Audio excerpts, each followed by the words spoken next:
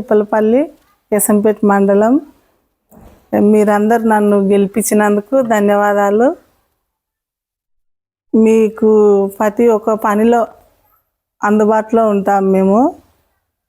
ప్రతి సమస్య వచ్చినా మీకు ఏదొచ్చినా మీకు హెల్ప్ చేసిన జనాలకు మీకు అందరికీ మళ్ళీ ధన్యవాదాలు చెప్తున్నా. మరీ చెప్తున్నా, గెలిపించినందుకు మంచిగా ఉంది. గ్రామ ప్రజలకు అందరి గిట్టంగా మళ్ళీ ధన్యవాదాలు.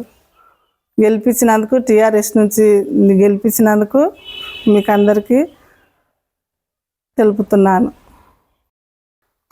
గ్రామం ఇప్పలపల్లి, మండలం కేశంపేట. నా గ్రామ ప్రజలు చాలా గొప్పోళ్ళు. నాకు మళ్ళీ అవకాశం ఇచ్చారు. ఇంతకుముందు 10 ఏళ్ళు చేసిన 10 ఏళ్ళ పాలన నచ్చి నాకు మళ్ళీ అవకాశం ఇచ్చారు.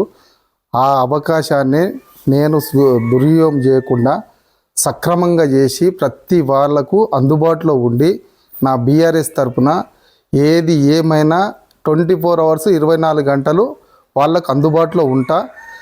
అంతకు 10 ఏళ్ళ కంటే ఇంకా బాగా చేస్తా, ఇంకా బాగా ఉంటా. ఇప్పుడు ఏం పని లేదు, ఖాళీగా ఉన్నా.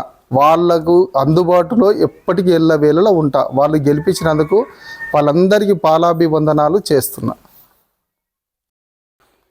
గ్రామ ప్రజలు గ్రామ పంచాయతీ నిధులు కానీ, ఎమ్మెల్యే గారు ఇచ్చే నిధులు కానీ, ఏ నిధులు కానీ అన్నీ తీసుకొచ్చి సక్రమంగా చేద్దాం. గ్రామం ఇప్పుడు మాది టీఆర్ఎస్, ఎమ్మెల్యే గారు కాంగ్రెస్. అతని దగ్గర కూడా పోయి, నాకు కూడా ఒక ఎమ్మెల్యేనే, అతని దగ్గర పోయి కూడా నేను మా గ్రామానికి వచ్చే నిధులు తీసుకొచ్చి కొట్లాడి తీసుకొచ్చి నేను చేపించే బాధ్యత నాది. ఏ సమస్య ఉన్నా ఆ జనాలు నా దృష్టికి తీసుకురావాలి. నేను దగ్గరుండి ప్రతిది కూడా చేపిస్తా.